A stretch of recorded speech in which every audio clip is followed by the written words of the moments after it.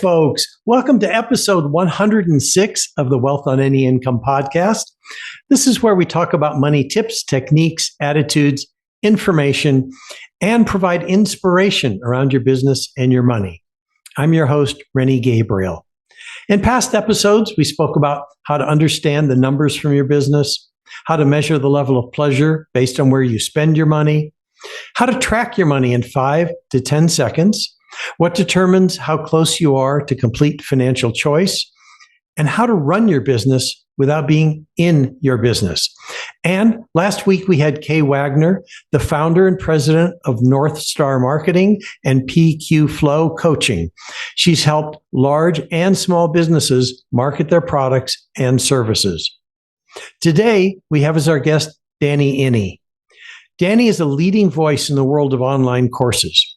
He's been featured or contributed to publications including the Harvard Business Review, Entrepreneur Inc., Forbes, Business Insider, and has spoken at places like Yale University and Google, and is the author of books including Teach Your Gift, Leverage Learning, and Effortless. I've read 2 of his books, and they're the perfect blend of information, inspiration, and promotion. And as the former owner of a book publishing company that had 80 titles in the bookstores, I can say that with authority. Had I read his book, Teach Your Gift, when I started my online career in 2014, I would have probably saved hundreds of thousands of dollars in my education, but his book wasn't out then. Danny, welcome to the Wealth on Any Income podcast. Rennie, thank you so much for having me. It's a pleasure and a privilege to be here. Thank you. So, let's get to it with some questions. From what I read and how I know you, you support people in the online space to grow their businesses, but why do you do that? Yeah, so I have a belief that business is a very misunderstood concept. People imagine that business is about making money, often at any cost. And yes, there is a double entendre there. But I think it's a very narrow view. The way I think about it, business is just about accomplishing, getting done whatever it is that you care about getting done in a way that is scalable and sustainable. And so it's got to be profitable because profitability is part of sustainability. If it's not profitable, it's losing money and you can't keep doing it forever.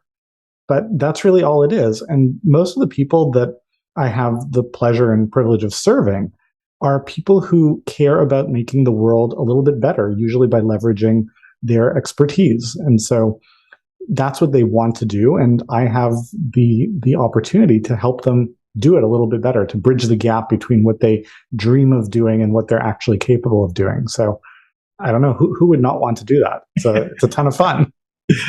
Cool. Great. Thank you, Danny. And because I donate 100% of the profits from the work I do to various animal and veteran charities.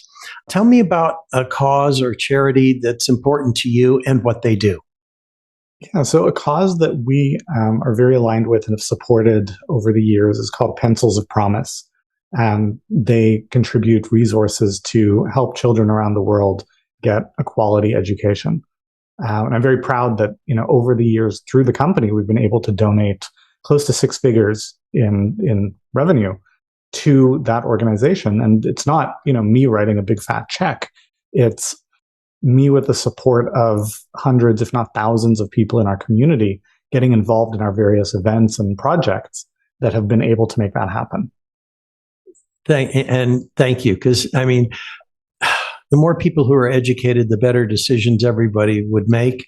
And I know one of the missing ingredients in education, well, 2 of them in this country is in the US, because I know you're in Canada, is that people are not taught critical thinking. In other words, are people telling you things that are accurate? Look at it. And the second thing is there's no financial education. Well, 11 states are now requiring it to graduate high school, but we have 50 states down here. Next question. Tell me about your target market. So we serve coaches, consultants, and expertise-driven entrepreneurs. That is our market. They tend to be very oriented around, as I mentioned earlier, they don't just want to make a bunch of money, although making a bunch of money is great. Why wouldn't you want to do that? But they want to do that by way of and as a way to making the world around them a little bit better with the things that they've learned over their careers. That's why I love working with other coaches or podcasters, corporate trainers, because they also want to make the world a better place. Tell me what your biggest failure was, whether personal or business, and what your biggest insight was from that. So this one's always hard because, there have been so many, but they all tend to follow a pattern, right? It's when I was a child, like a little kid, my mom used to say about me that my eyes are bigger than my stomach. And that hasn't stopped being the case. And that's been really great. That's what's driven me a lot as an entrepreneur. You reach for more than you can necessarily do right now. And most of the time, you grow into that broader vision. And sometimes you get a little bit ahead of your skis and you tumble over. And so that has happened on various occasions in the process of reaching to try to build more than I'm quite capable of in the moment. And it's not always been pleasant in that moment, but I've always learned a lot from it. I like to think that any challenge, any setback, it's a lesson to learn. And it's always cheaper to learn lessons now than later. Yeah. Right? Because presumably we're growing, we're getting bigger, we're doing more. And so whatever it costs me now, if in 10 years we'll be 10 times as big, it'll cost me 10 times as much to learn in 10 years. So now is always better than later. I get it. And I like that you turned my word failure into a challenge because, it's easier to work with that way. And I like to say that failure is only failure if it happens in the last chapter. Otherwise, it's a plot twist. I like that. Plot twist instead. Do you have a specific example that you can recall?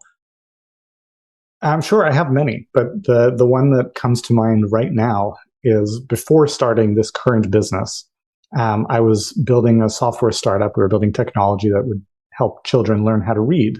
Mm-hmm. And I was a very young and very inexperienced CEO in what, in hindsight, is an incredibly complicated industry.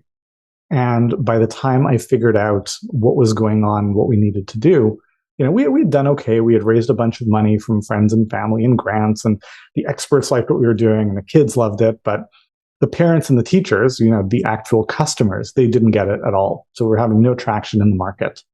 And by the time I figured out what needed to change, we were bleeding money. I hit the pavement to raise more. And that was September of 2008. So the markets crashed, it all fell apart, and there was no money to be had. And I didn't want to go back to my investors who were friends and family and tell them, sorry, your money is gone. So I took the losses on personally. So I walked away from that with $250,000 in personal debt. And that was not fun in the moment. But, like we were saying, it was a plot twist. And I wouldn't be where I am today if not for that experience. And so, I wouldn't wish it on anyone, but I wouldn't go back and change it either. Yeah, I get it. My having gone broke the first time in my, I think I was in my 30s, allowed me to see the biggest fear I had in my life, I can still overcome. Mm-hmm. And, continued to build after that. And so going broke 3 times, is irrelevant to the success that I have now. I mean, other than knowing it really doesn't matter. It's a plot twist. Thank you, Danny. And in terms of like the common mistakes or the typical feelings your prospects experience, like I noticed the book that goes through Amy's story. I forget which one that was, where she doesn't believe in her own expertise. She doesn't until she meets Kevin and moves forward. I think that was done so well. I mean, in that story format. So that book really expresses the typical feelings and concerns, but let me have you tell me on the podcast what your prospects typically feel and the common mistakes they make. Sure. And thank you for the kind words. You're referencing my book, Online Courses, which is a parable of the journey of becoming an online course entrepreneur.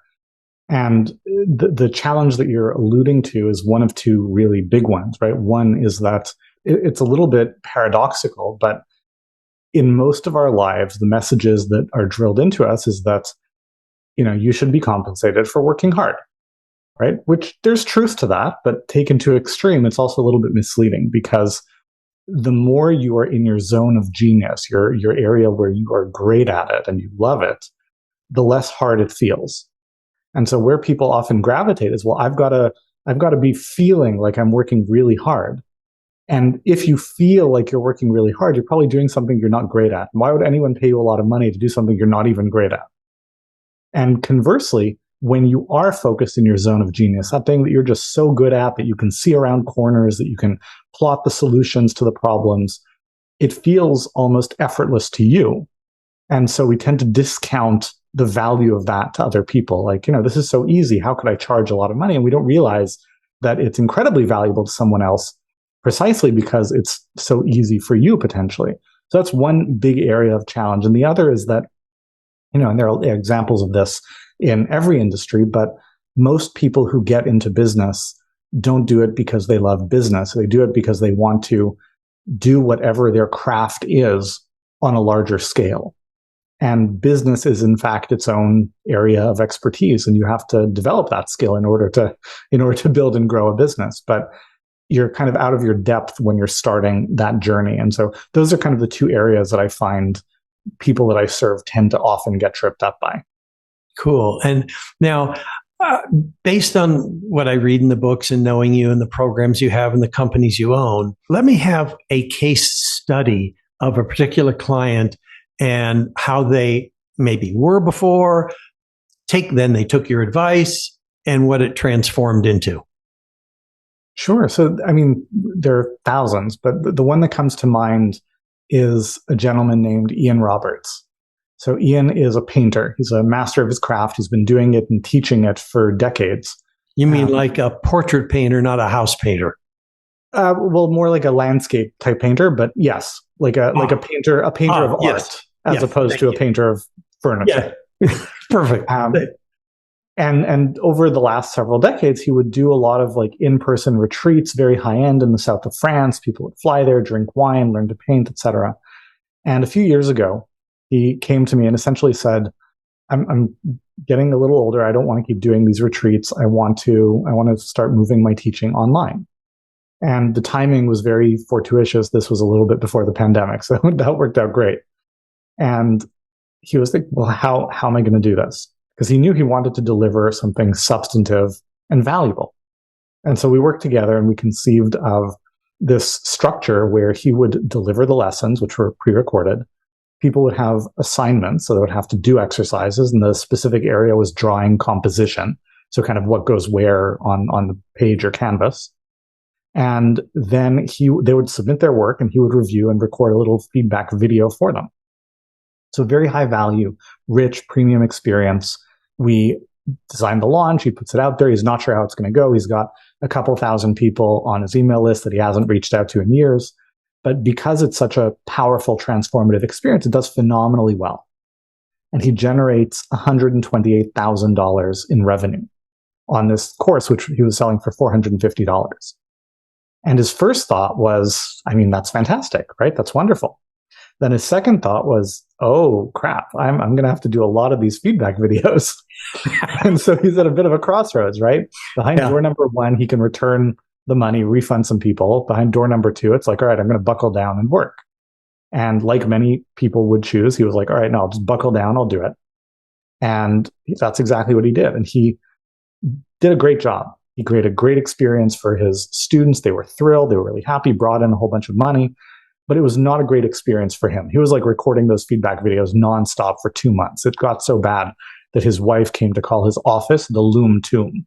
And coming out of that, he comes to me and he says, this was great for business. The students were really happy, but this was awful. I don't ever want to do this again. And so we got to work rejiggering the course. We said, well, how do we not compromise the quality of the experience, if anything, improve it, but reduce his involvement? And so we tweaked the dials. We introduced a buddy system where people would give each other feedback. And a year later, he launches the course again. And the scale of success multiplies. He brings in $570,000 this time. And it takes him less to support that entire larger group than he did the first time. And that's all possible when you focus on what is it really going to take to create that transformation for people, to create that wonderful experience that actually gets them the outcome that they want. And then tweak the dials to make it better and better and better along the way. Thank you. It's just a perfect example of what we should all be doing. Now, I've been to your website. You've got fabulous resources. Where should people go to take advantage of you or get to know more of what you do? So I'll give you 3 places people can go. They can go to mirasee.com, mirasee.com. Mm-hmm. Tons of free resources. If your listeners are people who, like to listen, which is what I would expect, if you go to any podcast app and you search for Mirasee, Mirasee, we have a podcast network. We have 4 shows that are up and running as of this recording, and there are like 6 more that are in production coming out soon. So a lot of really good content. I'm not on all of them personally. If you want to hear me and about online courses, my show is called Course Lab that I co-host with Abe Crystal, who's the CEO of Rizuku. But just search Mirasee in your podcast app. You'll find really great stuff. And the third option is, as you mentioned earlier, I've written a bunch of books, which I think they're great, but I'm biased. So go by the hundreds of 5-star reviews that would seem to agree. But if you just search my name, Danny Iny, you'll find a lot of great stuff on Amazon. It's like $5 for a book kind of thing. Perfect. And I'll have all of that in the show notes so people can just click on the links. Is there a question that I should have asked you that I didn't that would add value to what we've talked about? I guess a question that I wish more people would ask is, instead of how to do this, how to do that, what holds people back from doing those things? And most often, it's not about a lack of specific knowledge or information. It's about a discomfort with ambiguity and a feeling that things have to be completely figured out and perfect. And the reality is that when you're striking out to do something new, things will be ambiguous and unclear. And I can pretty much guarantee that your first stab at anything will not be perfect, right? I don't think any of us can list anything that we do in life that we are not any better at 10, 20 years in than we were the first time, right? If that were the case, that would be really sad. Yeah. And so that means your first time, you're not going to be great. And so opening yourself up to the not just possibility, but the reality that you're not going to be great the first time, and that's okay. The nature of online business in particular is that you have to put yourself out there. And because you need to put yourself out there and get noticed, failure, in air quotes, right, the plot twist of failure, it just means nobody noticed. And so if nobody noticed, the stakes of getting it wrong are really trivial, right? If nobody knew, it's like, if someone is wrong in a forest and nobody hears it, are they actually, does it really matter? So just opening yourself up to the reality that it will not be great the first time, and that's totally okay, but get the reps in and get to a place where eventually you actually are really good in creating really great things. Terrific. Danny, thank you so much for being on the show. Thank you for having me. Totally, totally a pleasure. And I super appreciate and respect you and value your friendship. So it was an honor to be here. Thank you, Danny. And to my listeners, thank you for tuning in. Next week, we'll have Penelope Jane Smith, a premier financial freedom coach for women entrepreneurs. You can listen to the Wealth on Any Income podcast on your favorite platform, and please rate, review, and subscribe. I discovered recently we are among the top 5% of business podcasts. That sounds pretty cool to me. If you'd like to know how books, movies, and society programs you to be poor and what the cure is, then log on to wealthonanyincome.com/TEDx. You'll hear my TED Talk and can request a free 27-page roadmap to complete financial choice and receive a weekly email with tips, techniques, or inspiration around your business or your money. And if you'd like to see how you can increase your wealth and donate to the causes that touch your heart, please check out our affordable program, Wealth with Purpose, also on the wealthonanyincome.com website. Until next week, be prosperous. Bye-bye for now.